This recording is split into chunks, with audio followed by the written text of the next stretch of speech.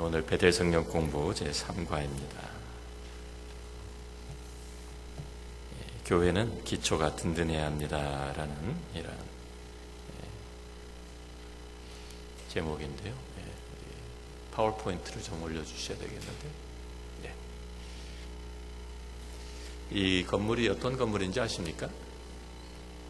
시카고에 다녀오신 분들은 아시겠죠? 이 시어스 타워입니다. 시카고 다운타운에 있는, 제가 시카고에서 오래 살았기 때문에 이 시어스 타워가 이제는 이름이 바뀌어가지고 윌리스 타워라고 되었습니다. 그런데 원래 이제 시어스 타워라고 우리가 알고 있죠.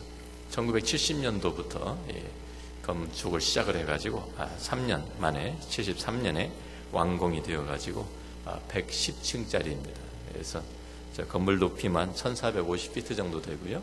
안테나까지 하면 1730피트가 돼서 1998년도까지 세계에서 가장 높은 건물이었어요. 그런데 이제는 다른 건물들이 많이 올라가가지고 이제 세계에서 8위밖에 되지가 않습니다. 8등짜리. 근데 제가 72년도에 시카고를 갔거든요. 이제 이민을 왔거든요. 그때 이제 한참 그 공사를 하고 있었는데, 그래서 공사 현장에 일부러 제가 버스 타고 찾아가 본 적도 있습니다. 그래서 진짜 세계에서 제일 높은 빌딩을 짓는다는데 어떻게 짓나 하고 가서 보러 가고 그랬는데, 고층 건물을 이렇게 지으려면은요, 이렇게 멋있는 건물이 올라가기 전에 이게 먼저 시작이 돼야 됩니다. 이게 이제 기초 공사하는 겁니다. 그래서 바닥을 아주 깊게 파고 그 베드락까지 완전히 파서 거기에 이제 기초를 놔야 흔들리지 않고 좀 잘 견딜 수가 있죠. 그래서 여기에 110층에 가면, 거기에 이제 건물에 108층인가 가면은 거기에 그 전망대가 있습니다. 그래서 전망대에 올라가면 날씨가 좋은 날은 미시간도 보이고 위스콘신도 보이고 아이오와도 보인다고 그러는 이제 높이가 그렇게 높습니다. 그래서 그 건물이 아주 잘 기초가 있어야 거기에 바람도 세게 불거든요. 시카고에. 그래서 이 높은 건물들이요, 이렇게 110층 올라가면은 건물이 흔들리는 거 아세요? 몇 피트씩 왔다 갔다 합니다. 그래서 그거를 잘 이제 그러니까 더 이 기초가 든든하지 않으면 오래서 이제 금방 무너지고 말겠죠. 자, 영적인 건물인 우리 교회도 기초가 든든해야 합니다. 그래서 오늘은 교회의 기초가 무엇이 되어야 하는지 우리 함께 공부하는 시간입니다. 우리 미국의 테네시 주에 가면은요, 어느 작은 도시에 가면은 Left Foot Baptist Church라는 이런 이상한 이름의 교회가 있다고 합니다. 이 교회 교인들이 여기에 이제 사진에 나오는 것처럼 전통을 오래된 동안 전통을 하나 가지고 있었는데, 그 전통이 뭐냐면 예수님께 제자들의 발을 씻기던 것처럼 정기적으로 세족식을 행했대요. 그러니까 참 다른 사람을 섬기고 사랑하는 이러한 그 표현으로 세족식을 행했는데, 한 번에 세족식을 행하다가 분쟁이 일어나게 되었습니다.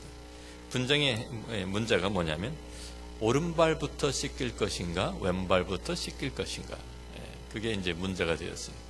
그러니까 우리가 전에는 항상 오른발부터 했는데 왜 갑자기 한 사람이 왼발을 씻기는 거예요. 그러니까 아니 왜 오른발부터 씻겨야지 왼발부터 씻기냐, 이래가지고 서로 이제 하는데, 아닌데 우리는 전부터 왼발부터 했는데, 서로 이게 그 전통, 우리가 가지고 있는 그 전통을 지켜야 된다고 그러면서 그거 가지고 분쟁이 생겨서 딱 교회가 완전히 두 갈래로 쫙 나눠졌어요.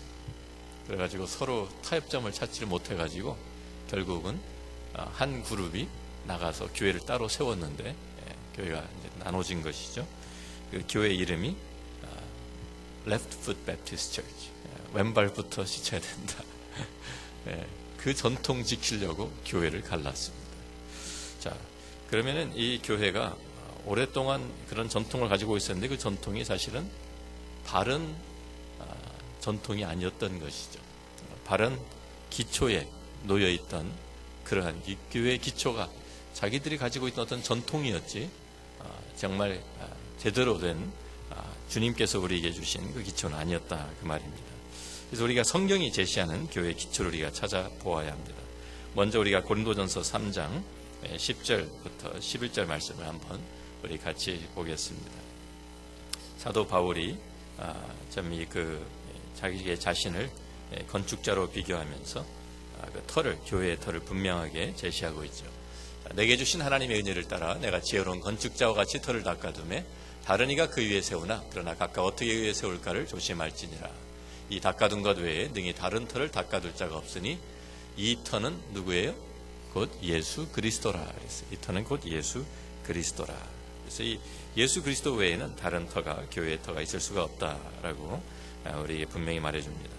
근데 우리가 이것을 좀 더 확대하면 에베소서 2장 20절부터 22절에는 이렇게 또 기록이 되어 있습니다. 너희는 사도들과 선지자들의 터 위에, 여기는 세우심을 입은 자라, 여기는 사도들과 선지자들이라고 이렇게 말씀하고 있죠. 그리고 그리스도 예수께서 친히 모퉁이 돌이 되셨느니라.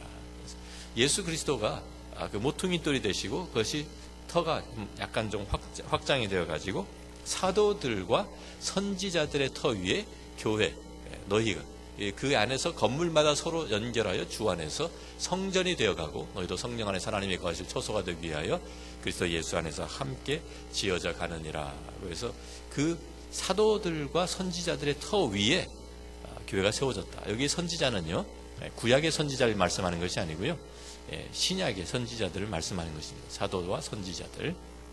그래서 초대교회에 있었던 선지자들을 이야기합니다. 그래서 우리가 이 말씀을 좀 기억하면 좋겠습니다. 우리가 사도들과 선지자들의 터 위에 예수 그리스도가 바로 터가 되었다라는 말씀을 우리가 이제 보시면서요, 우리 마태복음 16장, 우리가 잘 아는 마태복음 16장을 한번 가서 찾아봅니다. 마태복음 16장에 가서 보시면은요, 우리가 잘 아는 가이사랴 빌립보 지방에 예수님께서 제자들과 함께 가셨는데 가셔가지고 물어보죠. 그래서 예수님께서 사람들이 인자를 누구로 아느냐? 그러니까 더러는 세례 요한, 더러는 엘리야, 더러는 예레미야 선지자 중에 하나라 하나이다. 너희는 나를 누구로 하느냐?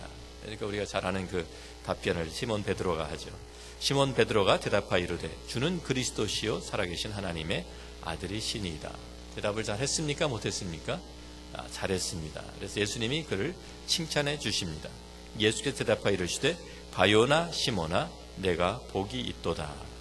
이를 내게 할기는 혈육이 아니요 하늘에 계신 내 아버지시니라. 바요나 시몬아, 원래 이름이 뭐예요? 시몬입니다. 바요나는 요나의 아들, 요한의 아들, 요나의 아들 시몬.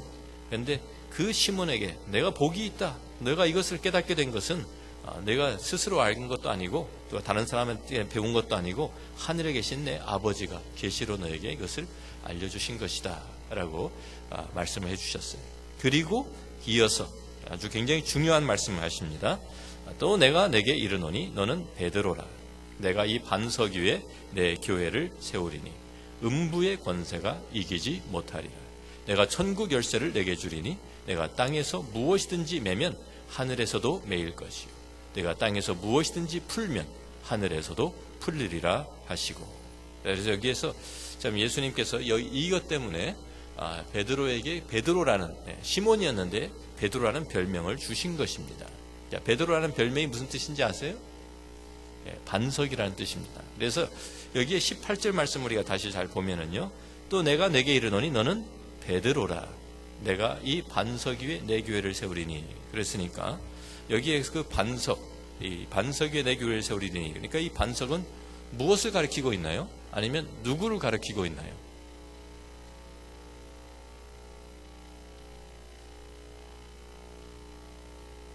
제가 지금 답을 말씀드렸는데 베드로의 뜻이 뭐예요? 반석. 그래서 너는 베드로다. 내가 이 베드로 위에, 반석 위에, 그렇게 말씀을 하시잖아요. 이 반석 위에 내 교회를 세우리니 음부의 권세가 이기지 못하리라. 그러니까 반석이 누구예요? 베드로죠. 베드로입니다. 근데 우리가 이 말을 하기 굉장히 꺼려합니다. 왜냐하면 캐톨릭 교회에서 이걸 주장하고 있거든요. 그러니까 이 양 목사가 이상한 소리 한다, 그렇게 생각하실 거 아니라 조금 참아주시면 좋겠습니다. 자, 19절에 또 보십시오. 19절에 보면 내가 천국 열쇠를 내게 주리니 내가 땅에서 무엇이든지 매면 하늘에서도 매일 것이요 내가 땅에서 무엇이든지 풀면 하늘에서도 풀리리라. 천국 열쇠를 누구에게 주셨어요? 베드로죠. 내가 천국 열쇠를 누구한테 줘요? 내게 주노니. 베드로에게 주면서 내가 땅에서 무엇인지 매면 하늘에서도 매일 것이고 땅에서 무엇인지 풀면 하늘에서도 풀리리라. 그래서 이 천국 열쇠를 베드로에게 주셨습니다. 그래서 로마 가톨릭 교회에서 바로 이 말씀을 근거로 해가지고 교황이 베드로의 후계자다, 사도 베드로의 후계자다라고 하면서 그래서 교황의 권위를 주장을 합니다. 그런데 자, 이 주장이 타당성이 있습니까? 그런데 자, 우리가 그림을 하나 보시겠습니다. 이게 뭔지 아십니까? 이게요, 교황의 휘장입니다. 그래서 교황이 여기에 왕관, 가운데 왕관이 있죠. 왕관이 3층으로 되어 있는 것이 이제 그것을 가지고 자기가 이 세상의 모든 왕들보다 또 교회의 그리스도의 대리자로 통치하는 그러한 모든 세상 왕보다 높은 왕이라고 왕관이 3층으로 되어 있어요. 그리고 양쪽에 이렇게 두 가지가 이렇게 어깨에 있는 게 뭡니까? 열쇠입니다. 무슨 열쇠일까요? 천국 열쇠입니다. 그래서 천국 열쇠를 가지고 천국 열쇠를 하나는 금으로 되어 있고 하나는 은이에요. 하나는 금 색깔, 은 색깔인데 금 색깔은 열어주는 열쇠, 은 열쇠는 잠그는 열쇠. 그러니까 내가 천국 문을 열 수도 있고 잠글 수도 있다라는 것을 여기 이 휘장에다 딱 이렇게 표시를 해놓고요. 이것 때문에 그래가지고 세상 왕들이 옛날에 중세기 때 교황한테 꼼짝을 못했습니다. 교황이 너 일로 와 그러면은 황제도 가야 돼요. 가서 머리 조아리고. 왜? 교황이 한마디만 하면 너 내가 말 안 듣면 너 천국 못 들어가. 내가 문 잠궈 버릴 거야. 너 못 들어가게. 그러니까 천국 가고 싶어서 꼼짝 못하고 가서 벌도 쓰고요. 교황이 밖에다가 눈 오는데 세워놓고 그랬어요. 왕들을. 그러니까 다 이거 열쇠, 천국 열쇠 갖고 있다고. 그렇게 이제 얘기했죠. 자, 그런데 우리가 얘기하겠지만요. 사도직이라는 것은 이렇게 누가 죽었다고 해서 계속 계승되는 것이 아닙니다. 그래서 사도 베드로의 그 사도직이 계속 계승이 돼서 지금 로마 교황이 사도 베드로의 계승자다 이런 말은요 타당성이 있는 말씀이 아닙니다. 우리가 이 말씀을 우리가 잘 이해를 좀 해야 됩니다. 그래서 우리가 이 사도행전을 가서 좀 봅니다. 이 마태복음 16장에 있는 말씀, 이 내용을 우리가 이해하기 위해서 도대체 예수님께서 베드로에게 너는 베드로다. 내가 이 반석 위에 내 교회를 세우겠다 말씀하신 것과 내가 천국 열쇠를 내게 주겠다. 어떤 의미인지 우리가 생각해 볼 필요가 있습니다. 사도행전을 살펴봅니다. 사도행전 1장 8절에 어떤 말씀이 있습니까? 주님이 승천하시기 전에 사도들에게 뭐라고 말씀하시죠? 같이 한번 읽습니다. 오직 성령이 너에게 임하시면 너희가 권능을 받고 예루살렘과 온 유대와 사마리아와 땅끝까지 이르러 내 증인이 되리라. 그래서 주님께서 사도들에게 분부하신 것이 내 증인이 되라. 어디에? 예루살렘에 시작해서 예루살렘, 온 유대, 사마리아 땅끝까지. 그것이 이제 사도행전이 기록된 그것을 이제 순서를 보면은 예루살렘에서 복음이 전파되기 시작해가지고 온 유대와 사마리아와 그리고 온 이방까지 이제 나가죠. 자, 그런데 우리가 그래서 그 말씀 그대로 이제 성령님께서 강림하십니다. 사도행전 2장에 오순절날 성령 강림 사건이 있습니다. 성령께서 강림하신 후에 예루살렘에서 그 사도들이 성령 충만함을 받고 밖으로 뛰쳐나가서 이제 다락방에 숨어 있는 것이 아니라 뛰쳐나가서 복음을 전파하기 시작합니다. 그래서 처음 이제 우리가 보면 사도행전 2장 41절 14 사도행전 2장 14절이에요. 여기에 잘못 됐네요. 그죠? 우리 14절인데 41절로 이게 프린트가 됐네요. 거기에 보면은 우리가 2장 14절 맞죠? 41절은 결과고 14절 말씀 보면 오순절날 나가서 설교하면서 한 얘기가 너희가 바로 십자가에 못 박아 죽인 바로 예수가 그리스도다라는, 그리고 그 그리스도가 3일 만에 부활하셨다라는 것을 증언하는 그것이 바로 오순절날 베드로의 설교의 그 핵심 내용입니다. 그래서 이 증언을 들은 사람들이 어떻게 됩니까? 사도행전 2장 41절 말씀 보면 3,000명이 회개하고 구원을 받습니다. 그래서 여기 보면 근데 베드로가 혼자 한 것은 아니죠. 베드로가 대표자로 나갔지만 베드로가 11사도와 함께 서서 소리를 높여 이르되 유대인들과 예루살렘에 사는 모든 사람 다 이 일로 너에게 알게 하니 내 말에 귀를 기울이라고 설교를 시작한 것이 이제 그 설교를 듣고 3,000명이 회개하고 세례를 받고 돌아옵니다. 자, 그러면 여기에 지금 예루살렘에서 지금 주님께서 이 사람들이 복음을 듣고 3,000명이 세례를 받고 회개하고 돌아왔어요. 그 사람 천국 갔습니까? 못 갔습니까? 3,000명 회개하고 돌아온 3,000명 구원 받았어요? 받았죠? 네. 천국 갔어요? 천국에 들어갔어요? 못 들어갔어요? 왜 대답을 못 하셔요? 구원 받았어요. 구원 받았으니까 천국에 갔죠. 천국 열쇠를 누가 열어줬습니까? 천국 문을 누가 열어줬어요? 그 문을 베드로가 열어줬어요. 베드로가 설교하면서 오순절 설교하면서 그 천국 문을 열어서 이 사람들이 들어갈 수 있도록 열어준 거예요. 자, 사도행전 8장을 또 갑니다. 사도행전 8장을 가면은요, 그게 핍박이 시작되어가지고 스데반의 죽으면서 핍박이 시작되면서 사방으로 흩어집니다. 그런데 온 유대를 땅을 다 다니면서 복음 전하다가 사마리아까지 갔어요. 사마리아에 가서 거기에서 빌립이라는 전도자가 가서 복음을 전파합니다. 복음을 전파해서 사람들이 예수를 믿었어요. 세례도 받았습니다.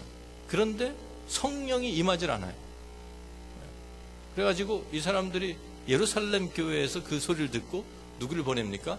예루살렘 사도들이 사마리아도 하나님의 말씀을 받았다함을 듣고 베드로와 요한을 보내매 그들이 내려가서 그들을 위하여 성령 받기를 기도하니 이는 아직 한 사람에게도 성령 내리신 일이 없고 오직 주 예수의 이름으로 세례만 받을 뿐이더라.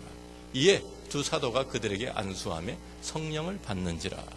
그래가지고 어떤 사람들은 내가 안수해 줘야지 성령 받아 그러면서 또 그런 사람이 있어요. 절대 그런 말 아니에요. 지금 우리가 이거 잘 이해를 하셔야 되는데요. 지금 왜 성령 임하지 않으셨을까요? 복음을 전하고 그 예수를 믿고 세례까지 다 받았는데 성령 임하지 않아요. 그래가지고 참 초대교회 집사 중에 한 사람이 빌립이 이것을 다 했는데도 복음을 전파했는데도 그래서 사도 둘이 누가 갔어요? 베드로와 요한이 갔어요. 가서 안수하니까 성령이 임했다. 자, 왜 이럴 필요가 있었을까요? 성령께서 기다리신 겁니다. 베드로가 올 때까지, 베드로와 요한이 예루살렘에서 올 때까지 기다린 거예요. 왜 기다렸을까요? 빌립이 전한 복음이 그냥 그러면서 만약에 원래 유대 사람들과 사마리아 사람들이 사이가 좋았습니까? 나빴습니까? 사이가 나빴습니다. 그래가지고요, 만약에 성령께서 그냥 임하셨으면은요, 예루살렘 교회하고 전혀 상관없는 교회가 하나 사마리아에 탄생해가지고 그냥 따로 독자적으로 갔을 거예요. 독자적인 길. 그런데 성령께서 일부러 기다리신 거예요. 하나가 되게 하시기 위해서. 그래서 사마리아 교회도 똑같은 복음, 똑같은 주님, 똑같은 한 교회다라는 것을 알려주시기 위해서 하나의 복음이고 하나의 교회를 위해 가지고 빌립이 복음을 전했지만 다른 복음을 전한 게 아니라 바로 전했어요. 그런데 그것을 예루살렘 교회가 인정해 줄 때까지 기다리신 거예요. 그래서 성령께서 홀답하고 계시다 기다리시다가 이 베드로하고 요한이 가서 안수하니까, 그러니까 빌립이 전한 그 복음을 사도의 권위로 인정해 준 것이죠. 그러니까 성령이 임하셨다.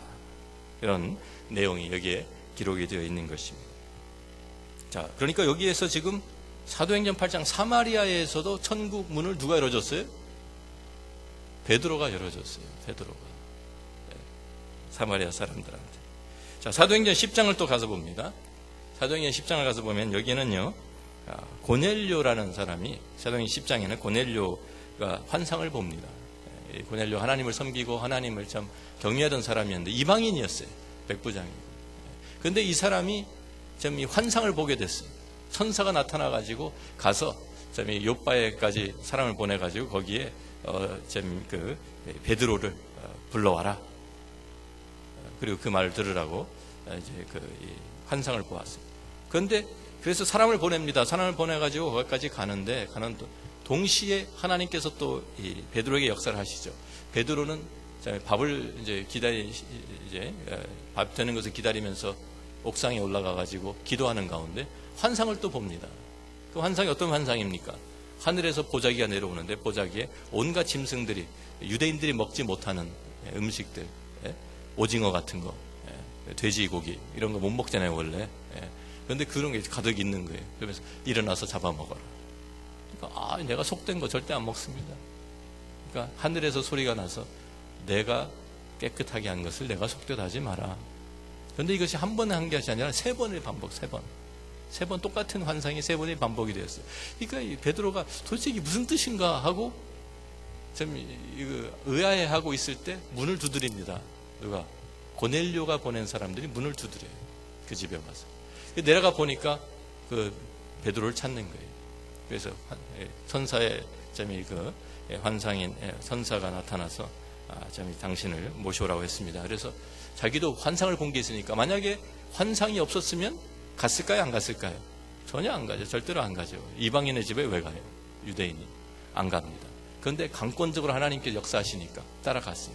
따라가서 그곳에 가보니까 할 수 없이 갔는데 가보니까 또 복음을 전하게 되었죠. 복음을 전하는데 복음 전하는 그때에 바로 성령이 임하셨다라고 말씀하고 있습니다. 완전 여기는 순서가 거꾸로 되어 있습니다. 그렇죠?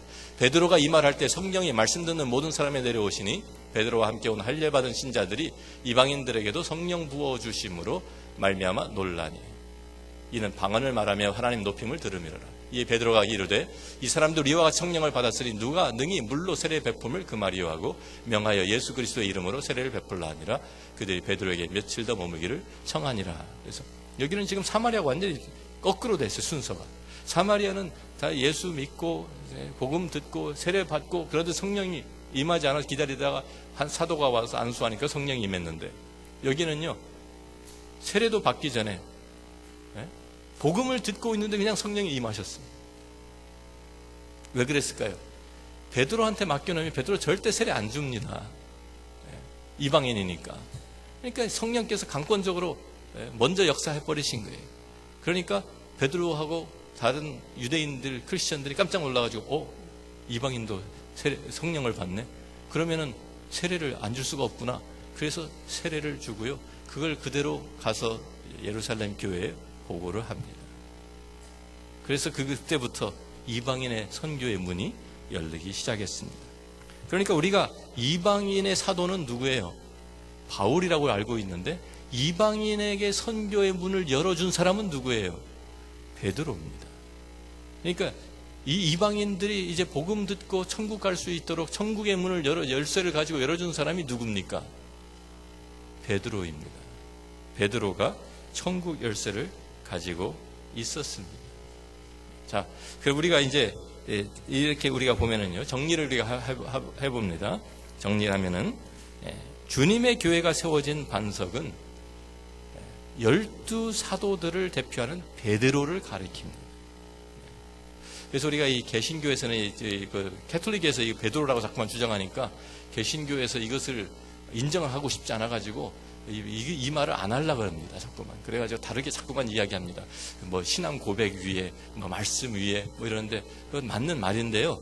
우리가 사실은 성경 그대로 보면 베드로입니다. 그리고 그 다음에 우리가 이야기를 이제 이것을 제대로 이해를 해야죠. 주님이 주신 천국의 열쇠는 뭡니까? 사도들을 통해서 전해진 복음을 가리킵니다. 복음. 그러니까 우리가 근데 사실 베드로만 열쇠를 갖고 있는 거예요. 천국 열쇠. 교황만 천국 열쇠를 갖고 있는 거 아니에요. 교회가 가지고 있는 교회가 우리가 다 가지고 있는 거예요. 우리가 복음을 받았잖아요. 이 복음을 다른 사람에게 전해줄 때 우리는 그 사람들에게 천국문 열어주는 거예요. 들어가고 안 들어가고는 그 사람 책임이에요. 그런데 우리는 복음을 전하는 순간 천국 열쇠를 가지고 그 사람에게 천국문 열어주는 거예요. 그런데 우리가 복음을 전하지 않으면 당연히 복음을 전해야 되는데 전하지 않고 있으면 뭐예요? 천국문 닫아놓고 있는 거예요. 열쇠로. 그러니까 이 복음 전도 전파하는 것이요. 우리가 천국 열쇠 갖고 있어요. 복음이 바로 천국 열쇠예요. 자, 그래서 우리가 교회의 기초는 사도들을 통해서 우리에게 전해진 예수 그리스도의 복음과 가르침이다. 우리가 사도들과 선지자들의 터 위에 교회가 세워졌다라는 그 에베소 2장 20절 말씀이 바로 이 말씀입니다. 예수님께서 직접 우리에게 기록해 주신 거 하나도 없어요. 다 누구를 통해서 왔습니까? 사도들을 통해서 우리에게 전달된 거예요. 그래서 사도들과 선지자들의 터 위에 예수 그리스도가 모퉁이돌이고요. 그 예수 그리스도의 모퉁이돌을 통해서 그 다음에 사도들을 예수님께서 그 하신 말씀, 복음, 또 가르침 모든 것들이 다 사도들을 통해서 온 것만 우리가 인정한다 그 말입니다. 자, 그래서 우리가 이 사도라는 직분을 우리가 오늘 볼 필요가, 왜냐하면 사도들이 바로 교회의 기초를 놓은 사람들이기 때문에. 자, 이 사도라는 직분과 권위가 굉장히 중요한 것입니다. 이런 맥락에서 우리가 보면 사도라는 이 단어, 사도라는 단어가 어떠한 뜻인가? 그리스어로요, 헬라어로 아포스톨로스라고 합니다. 근데 그 뜻은 의미가 뭐냐면 보냄을 받은 사람이에요. 보냄을 받은 사람. 그러니까 내가 다른 사람을 특별하게 선택해서 보내면 그 사람이 바로 나의 아포스톨로스, 나의 사도예요. 자, 성경에서 사도의 자격을 우리가 한번 찾아봅니다. 이게 이제 12사도, 우리가 그 레오나르도 다빈치가 그린 예수님과 12제자들이, 사도들이 함께 지금 마지막 만찬하는 그 이제 그림이죠. 그런데 여기에 그 이제 보면 다 잘 아시는 이제 그림이지만, 이건 사실 중세기 때의 그림을 그려놓은 거예요, 사실은. 유대인들은 저렇게 테이블에 앉아서 밥 먹은 적이 없어요. 전부 다 되게 누워서 먹었지. 누워서. 그러니까 저거는, 그리고 이제 그림을 그리기 위해서 뭐 사진 찍습니까? 다 한쪽에 가서 앉아있게. 그죠? 빙 둘러 앉아있는 것도 아니고. 근데 이거는 중세기 때 그냥 레오나르도 다빈치의 그 상상으로 지금 그려낸 것이고, 이건 역사적으로는 아무 의미가 없습니다. 그런데 거기 이 사도들을 우리가 보면은요, 누가복음 6장에 12절부터 16절 말씀 보면 예수님께서 사도들을 택하신 장면이 나오죠. 자, 이때 예수께서 기도하시러 산으로 가사 밤이 새도록 하나님께 기도하시고, 밤새도록 철야 기도하시고, 밝음에 그 제자들을 부르사 그 중에 12를 택하여 사도라 칭하셨으니. 제자들이는 것은요, 그냥 예수님 따라다니는 사람들은 다 제자들이에요. 무지무지하게 많았어요, 예수님 따라다니는 사람들이. 그런데 그 많은 사람들 가운데 예수님께서 밤새도록 기도하시고 12명을 탁탁탁탁 이렇게 핸픽하셨어요. 뽑아내셨어요. 선택하셨어요, 직접. 그리고 그들에게 직책을 맡기셨어요. 너희들은 사도다. 예수님이 직접 선택하셔서 이 직분을 맡기신 거예요. 누가 사도를 선택했어요? 예수님이 직접 하셨습니다. 사도는 예수님이 직접 선택하시는 것을 우리가 깨달아야 돼요. 그래서 이렇게 12사도가, 그래서 그 이름이 나오죠. 베드로, 또 안드레, 야고보, 요한, 빌리, 바돌로메, 마테, 도마, 또 다른 야고보, 또 시몬, 또 다른 시몬, 또 다른 유다. 이제 유다가 둘이 있죠. 예수를 팔 가룟 유다와 야고보의 아들 유다. 자, 이 12 사도들. 그런데 이 중에 가룟 유다가 예수님을 팔고 자살해서 죽고, 그래서 하나가 비죠. 그래서 11 이제 사도가 되었습니다. 그래서 사도행전 1장에 보면 이 사도들이 이제 또 이 120명의 그 문도들이 성도들이 함께 모여서 다락방에서 기도하면서 성령 강림을 기다리는 가운데 그들이 한 일이 하나 있어요. 그것이 뭐냐면 보충, 이 사도 하나가 지금 12사도가 되어야 되는데 하나가 미싱이니까 우리가 하나를 이제 보충을 하자. 그래가지고 그때 자격을 제시를 합니다. 자격을 제시하는데 뭐라고 하냐면 사도행전 1장 21절에 이러므로 요한의 세례로부터 우리 가운데서 올려져 가신 날까지 주 예수께서 우리 가운데 출입하실 때 요한의 세례 예수님께서 요단강에서 요한에게 세례 받으신 그 공생에 시작하는 그때부터 그에게 공생에 또 예수님께서 우리 가운데 올려져 가신 날까지, 승천하신 날까지, 그러니까 예수님께서 그 모든 사역과 3년 동안 사역 공생의 기간 동안에 같이 지낸 사람, 그러면서 예수님의 십자가 또 부활 다 경험한 사람, 그 사람, 예수께서 우리 위해서 승천하신 것까지 본 그 사람, 우리 가운데 출입하실 때 항상 우리와 함께 다니던 사람 중에 하나를 세워서 우리와 더불어 예수께서 부활하심을 증언할 사람이 되게 하여야 하리라 하거늘. 그래서 두 사람을 천거를 받죠. 그래서 유스도와 마띠아. 그래서 그 두 사람 중에 제비를 뽑아서, 그래서 그 선택권은 주님께 드려야 되니까 제비를 뽑습니다. 주님, 누가 주님의 마음에 합한 사람입니까? 그래서 마띠아가 뽑혔다 라고 성경에 기록되어 있습니다. 그런데 그 사도가 해야 될 일이 뭐예요? 예수께서 부활하심을 증언할 사람. 그러니까 예수님의 공생의 기간을 다 같이 겪고, 그래서 예수님의 가르침을 직접 듣고 예수님의 그 모든 것을 참 아는 그 사람이, 예수님과 함께 예수님 따라다녔던 사람 가운데 예수님의 부활까지 목격하고 승천하신 것을 알고 보고 그것을 증언할 수 있는 아이 위트니스가 되어야 된다. 그래서 그 사람 중에, 자격을 갖춘 사람 중에 하나를 뽑아서 사도로 보충을 했습니다. 자, 고린도전서 15장에 가서 보면은요, 사도 바울이 이 맥락, 같은 맥락에서 이 말씀을 하고 있는 거예요. 고린도전서 15장은 부활장입니다.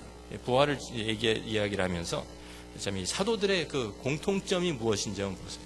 내가 받은 것을 먼저 너에게 전하였노니 이는 성경대로 그리스도께서 우리 죄를 위하여 죽으시고 장사 지낸 바 되셨다가 성경대로 사흘 만에 다시 살아나서 게바에게 게바가 누구죠? 베드로입니다. 베드로를 아람어로 게바, 똑같은 반석이라는 뜻이고요. 후에 12제자에게와 12사도를 얘기하는 것이죠. 그 후에 500여 형제에게 일시에 보이셨나니, 그래서 예수님께서 부활하신 것을 500여 형제에게 함께 보았다라는, 그 중에 지금까지, 그러니까 그 고린도 전서를 쓰는 그 당시까지도 대다수가 살아 있었다는 거예요. 예수님을 직접 목격한 사람들, 부활하신 주님을. 어떤 사람은 잠들었으며 그 후에 야고보에게 보이셨으며, 예수님의 동생 야고보입니다. 그 후에 모든 사도에게와 맨 나중에 만삭되지 못하여 난 자 같은 내게도 보이셨느니라. 그래서 여기엔 사도의 범위가 조금 넓어져요. 12사도뿐만 아니라 예수님께서 이 교회가 커지면서 사도의 범위가 조금 넓어지는데요. 거기에 그래도 그 사도들의 공통점이 있어요. 12사도와 똑같이 예수 그리스도의 부활을 직접 목격하고 증언하는 사람이에요. 자, 그렇다고 하면은요, 그게 사도 바울도 자기도 내가 마지막이다 그러면서 나도 다메섹 도상에서 부활하신 주님을 만났잖아요. 그래서 그 사도에 나도 자격이 있다고 얘기하는 거예요, 지금. 자, 그러면 우리가 이 말씀들을 보면은요, 오늘날도 사도가 생길 수 있습니까, 없습니까? 굉장히 중요한 질문입니다. 오늘날 사도가 있을 수 있습니까, 없습니까? 없어요. 어떻게 있어요? 예수님의 부활을 직접 목격하고 부활하신 주님을 직접 만나고 목격하고 그것을 증언하는 사람이 되는데, 이 부활하신 주님 가서 만져봤어요? 같이 밥 먹었습니까? 못 봤잖아요. 우리는 하나도. 우리는 아무도 자격이 없어요. 그래서요, 예수님의 초대교회의 사도들이 죽고 난 다음에는 다시 사도가 계승되는 게 아니에요. 끝났어요. 사도직은 더 이상 지속되는 것이 아닙니다. 근데 요새 그래서 신사도 운동 뭐 이런 거 일어나고 그러죠. 우리가 굉장히 조심해야 돼요. 새로운 사도가 일어날 수가 없어요. 새로운 사도가 난다는 것은 새로운 계시, 새로운 성경이 또 인다는 말씀과 같아요. 그것은 굉장히 잘못된, 굉장히 위험한 그런 교리입니다. 그래서 우리들이 조심해야 되겠고요. 자, 우리가 가지고 있는, 그래서 사도들이 그 가르침, 사도들이 증언해 준 것, 그것을 우리가 지금 기록해서 가지고 있는 것이 뭐냐면 신약 성경이에요. 신약 성경이 있기 때문에 사도가 지금 어떻게 보면 사도들은 없지만, 사도들은 다 죽고 사라졌지만 사도직은 지금도 계속되고 있는 거예요. 왜? 신약 성경이, 그들의 가르침이, 그들의 증언이 여기에 남아 있으니까. 그래서 사도들이 중요해요. 사도들이 우리에게 전해준 것만 진짜다 이거예요. 왜? 예수님께서 그들에게 맡기셨으니까. 예수님께서 직접 그들을 부르셨으니까. 자, 그래서 우리가 가지고 있는 이 신약 성경, 사도들의 증언이고 가르침이고요. 그래서 이것을 사도들의 전통이라고 우리가 이야기를 합니다. 그래서 사도들이 그 가르친 것을, 사도들의 그 증언을 순수하게 보존하기 위해서 교회가 초대교회 때부터 엄청나게 많은 주의를 기울인 것을 우리가 성경에 찾아볼 수가 있습니다. 자, 누가복음 1장을 가서 보면은요, 그래서 이게 이제 기록해서 계속 이런 신약 성경이 우리에게 전달되었죠. 우리가 만나 성경 공부할 때 이제 배워봤고요. 자, 누가복음 1장 1절부터 찾아보면 누가가 기록하면서 이렇게 씁니다. 우리 중에 이루어진 사실에 대하여 처음부터 목격자와 말씀에 일꾼된 자들이 전하여 준 그대로. 목격자와 말씀에 일꾼된 자들이 누굽니까? 사도들입니다. 사도들이 전해준 그대로 기록하려고 다 애를 쓰고 있다는 거예요. 그게 순수한 복음이니까 거기에 다른 것이 더 붙은 것이 아니라 그것만 전하려고. 그래서 그 모든 일을 근원부터 자세히 미루어 살핀 나도 데오빌로 각하에게 차례대로 써보는 것이 좋은 줄 알았노니 이는 각하가 알고 있는 바를 더 확실하게 하려 함이라 그랬어요. 또 히브리서 2장을 가서 봅니다. 히브리서 2장에도 히브리서 기자도 똑같은 말을 합니다. 우리가 이같이 복음에 대한 이야기를 하면서 이같이 큰 구원을 등한히 여기면 어찌 그 복음을 피하리요. 이 구원은 처음에 주로 말씀하신 바에 복음이 처음에 주님께서 복음을 전파하셨죠. 그리고 그것을 들은 자들이 우리의 확증한 바니 들은 자들이 누구예요? 사도들이에요. 사도들이 그것을 확증해서 우리에게 전해주었다. 예수님이 복음을 전하셨고 그것을 사도들이 듣고 그것을 우리에게 전해주고 확증한 것이니 하나님도 표적들과 기사들과 여러 가지 능력과 및 자기의 뜻을 따라 성령이 나누어 주신 것으로서 그들과 함께 증언하셨느니라. 사도들이 전해준 것을 우리들이 받았다라고 기록하고 있습니다. 데살로니가 후서에서도요, 사도 바울도 자기가 편지를 쓰면서 자기가 쓰는 지금 하는 것이 다 이것이 참 사도로서의 그 권위를 가지고 쓴 것을 분명히 밝힙니다. 그러므로 형제들아 굳건하게 서서 말로나 우리의 편지로 가르침을 받은 전통을 지켜라. 사도의 전통을 얘기하는 거예요. 형제들아 우리 주 예수 그리스도의 이름으로 너희를 명하노니 게으르게 행하고 우리에게서 받은 전통대로 행하지 아니하는 모든 형제에게서 떠나라. 그 사도의 전통을 지키지 않으면 진정한 크리스천이 아니라는 말입니다. 진정한 크리스천이 될 수도 없고요. 자, 그런데 반대로 성경은 또 사람들이 만들어낸 전통도 있다라고 가르치고 있습니다. 그 사람들이 만들어낸 전통은 절대 그것은 거기에 대한 엄중한 경고를 하고 있죠. 우리가 잘 아는 마태복음 15장에 예수님께서 하신 말씀 가운데 바리새인들 서기관들이 와서 예수님께 예루살렘에서 와가지고 이거 하나 컴플레인 하려고 여기까지 예수님을 찾아왔어요. 당신들은 왜 장로들의 전통을 범합니까? 떡 먹을 때 손도 안 씻고 먹습니까? 뭐 비누를 깨끗하게 씻는 그런 얘기가 아니에요. 청결하게 한다. 이게 그냥 자기들 장로들의 전통이라는 것이 종교 의식인 거예요. 종교 의식. 손을 씻고 먹어야 되는데 안 씻고 먹었다. 그런 게 무지하게 많았어요. 그래가지고 율법에도 없는 것을 장로들의 전통이라고 해가지고 자기들이 더 이거 확장해가지고 예를 들면 안식일 날은 얼마 이상 걸으면은 이거는 일하는 것이다라고 해서 안식일을 범한다고 그랬고요. 들고 다닐 수 있는 무게도 정해놨어요. 그거 이상 들으면 그것은 일하는 거예요. 그래서 안식일 범하는 거예요. 뭐 이런 식으로. 그래서 그것을 다 장로들의 그 전통, 유전 이것을 이렇게 만들어가지고 사람들을 그거 다 따르게 해서 뭐 율법보다 훨씬 더 많게 그냥 사람들한테 만들어 놓았죠. 그러면서 예수님께서 그걸 지적하시면서 하신 말씀이 지난번에 제가 한번 말씀드린 고르반이라는 이야기. 그래서 너희들은 부모를 공경할 것이 없다 하면서 너희의 전통으로 하나님의 말씀을 폐하는도다. 너희들이 장로의 전통을 만들어가지고 그것이 하나님의 말씀보다 위에 있다. 그렇게 말씀하신 거예요. 그러면 안 되잖아요. 사람들이 만들어낸 전통을 가지고 하나님의 말씀을 폐하고 하나님의 말씀보다 더 위에 놓으면 안 되죠. 갈라디아서 1장 6절 9절보다 보면요, 사도 바울도 변질된 복음에 대해서 이렇게 경고를 합니다. 그리스도의 은혜로 너희를 부르신 이를 이같이 속히 떠나 다른 복음을 따르는 것을 내가 이상하게 여기노라. 다른 복음은 없나니 다만 어떤 사람들이 너희를 교란하여 그리스도의 복음을 변하게 하려 함이라. 복음을 변질시켜가지고 하는 것도 그 문제가 이제 되는 것이 사람의 전통으로 만들어버리는 것이죠. 그러나 우리나 혹은 하늘로부터 온 천사라도 우리가 너에게 전한 복음 외에 다른 복음을 전하면 저주를 받을지어다. 아나스마라고 아주 굉장히 아주 심한 아주 경고를 하고 있습니다. 우리가 전에 말할 거니와 내가 지금 다시 말하노니 만일 누구든지 너희가 받은 것 외에 다른 복음을 전하면 저주를 받을지어다. 근데 여기 잘 보세요. 사도 바울이 자기까지 포함해서 저주를 이야기하고 있어요. 우리나 혹은 하늘로부터 온 천사라도 우리가 전에 주님께서 받은 그것을 그대로 너에게 전해 주었는데 그것과 다른 얘기를 내가 한다고 하면 내가 다시 너에게 가서 그것과 다른 얘기를 한다면 나도 저주를 받아야 된다라고 얘기하고 있는 거예요. 복음은 절대로 변질될 수가 없다는 것이죠. 주님께서 우리에게 주신 사도들을 통해서 주신 그 전통은 그 말씀은 그 복음은 변해서는 안 되는 것이다라고 분명하게 말씀하고 있습니다.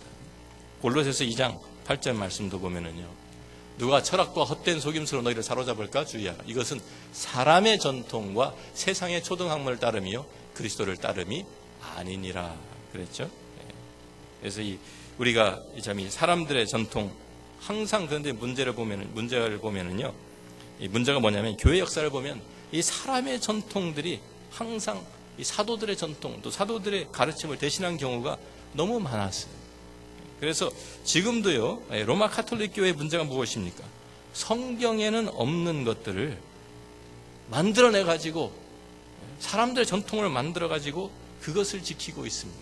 자, 그래서 종교 개혁이 이루어진 거예요. 제가 한번 그림을 보여드릴게요.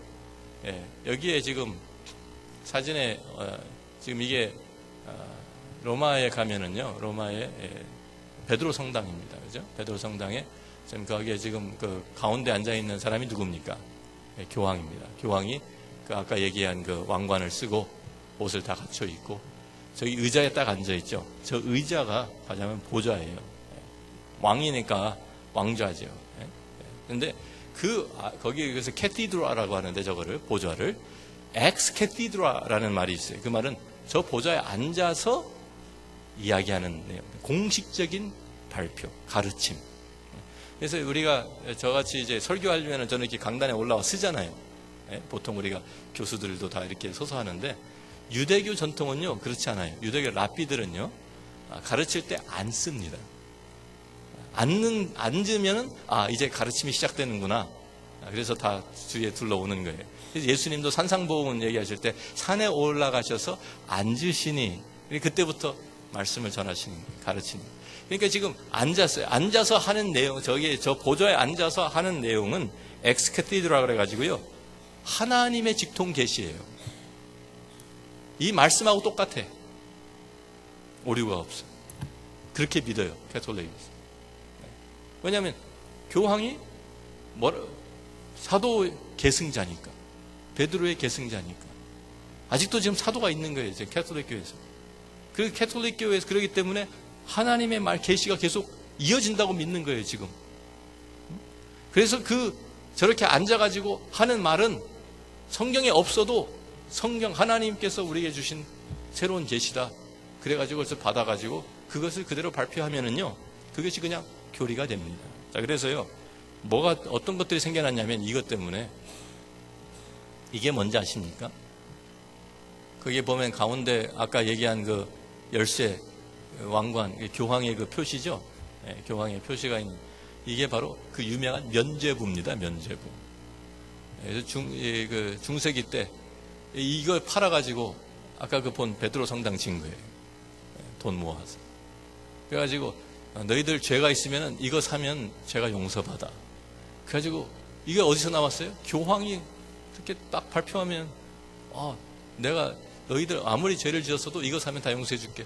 그러니까 뭐 죽어라고 천국 가려고 저거 다 산 거예요. 그 사람들. 자, 성경에 있습니까 없습니까? 이런 얘기.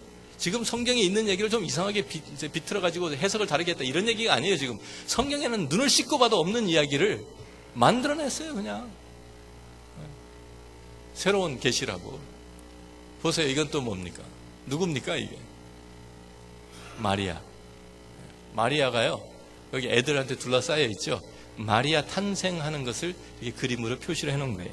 근데 마리아를 이제 탄생하는 것을요, Immaculate Conception이라고 그러는데요. 저도 이거 한국말로 이게 도대체 뭐라고 하나 찾아봤더니 무염시태? 무슨 소리인지 모르겠어요.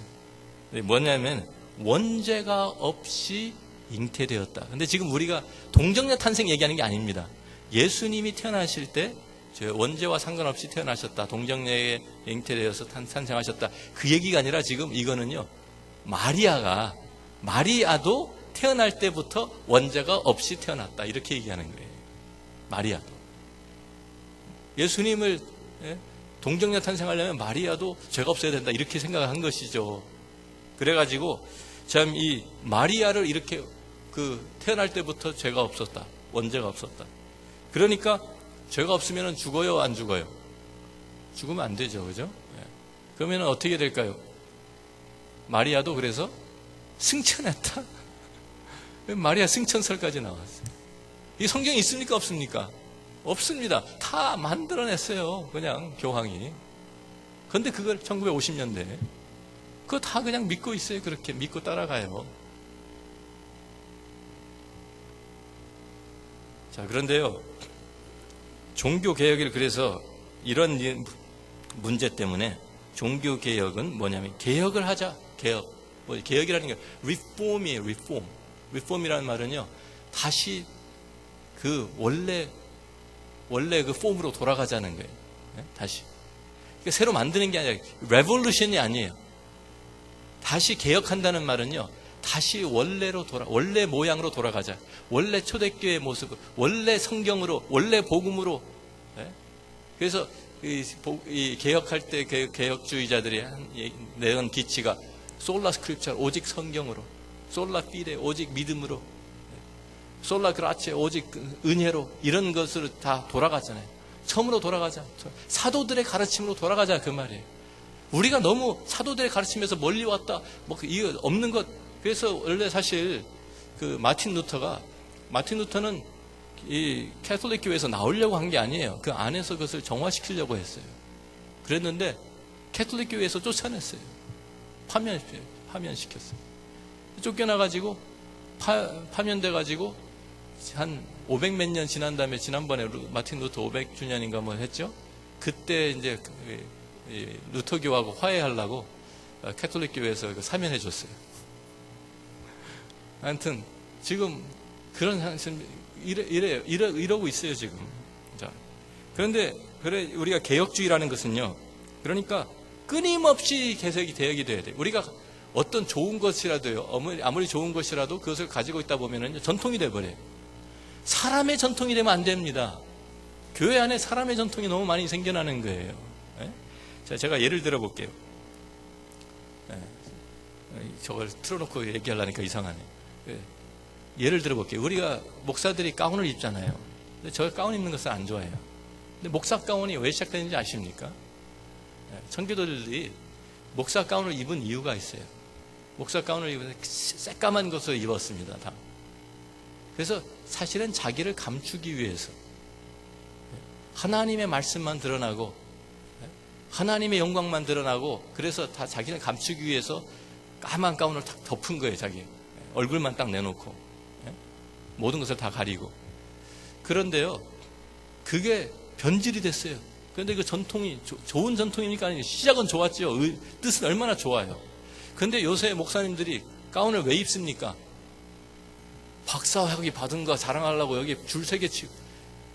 가운을 입고 나려면 그냥 목사 가운 입고 나와야 돼요. 왜 박사 가운을 입고 나옵니까? 학위 받았다는 거 자랑하려고? 네? 그리고 대형교회, 큰 교회에서 박사 학위 없으면 초빙도 안 해. 이게 무슨 문제, 이게 무슨 짓이에요, 이게, 교회가. 벌써 하나님께서 우리에게 주신 그것들을 우리가 우리 마음대로 막 바꾸고 있는 거예요, 지금. 그래서 저는 일부러 가운 안 입어요. 입어야 될 때도, 어떤 때는 입어야 될 때가 있는데, 저는 그냥 되도록이면 안 입고요. 예, 그런 문제 때문에. 결혼식 때 뭐 색깔 맞춰주기 위해서 가끔 까만 거 입고 하얀 거 입고 그렇습니다. 목사 가운 있긴 있어요. 예. 그것뿐입니까? 옛날에 보면 우리가 강단에 올라갈 때 신발 벗고 올라갔잖아요, 한국에서. 그건 또 무슨 전통이에요? 시작은 겸손을 나타내기 위해서 좋은 전통인데요. 거기에 옛날에 우리 저도 어렸을 때 올라가면 큰일 나는 줄 알았어요. 강단에 올라가면.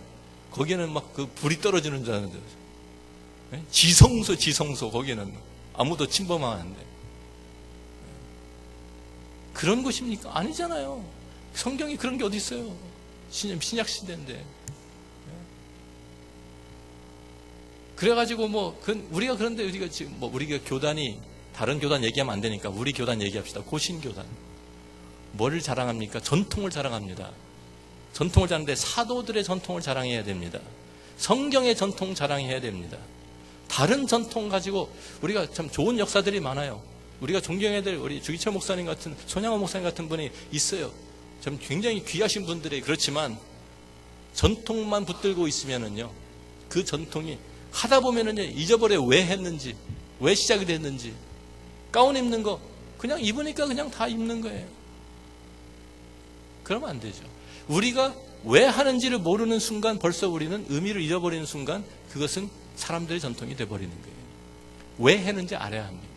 왜 이렇게 하는지, 왜 이런 식으로 우리들이 예배를 드리고 왜 이렇게 옛날에 이런 우리도 많이 개화됐죠. 드럼 갖고 올라오고 우리가 전통은요. 사람의 전통은 다 무조건 사라져야 합니다. 하나님께서 우리에게 주신 사도들의 전통, 말씀의 전통, 성경으로 돌아가는 그것이 진정한 개혁인 줄로 믿습니다. 그래서 개혁주의, 우리가 장로교를 개혁주의라고 하는데요. 진정한 개혁주의는 끊임없이 개혁하는 거예요. 계속 바꿔나가야 돼요. 성경과 틀린 거 있으면 계속 새롭게 다시 성경으로, 다시 원래 원점으로 성경으로, 이것이 진정한 개혁주의인 줄로 믿습니다. 그래서 우리 교회가 진정으로 하나님 앞에 우리들이 새로워지고 성경으로 돌아가고 말씀 가운데서 새로워지는 우리 교회가 되기를 주의 이름으로 축원합니다. 같이 기도하겠습니다.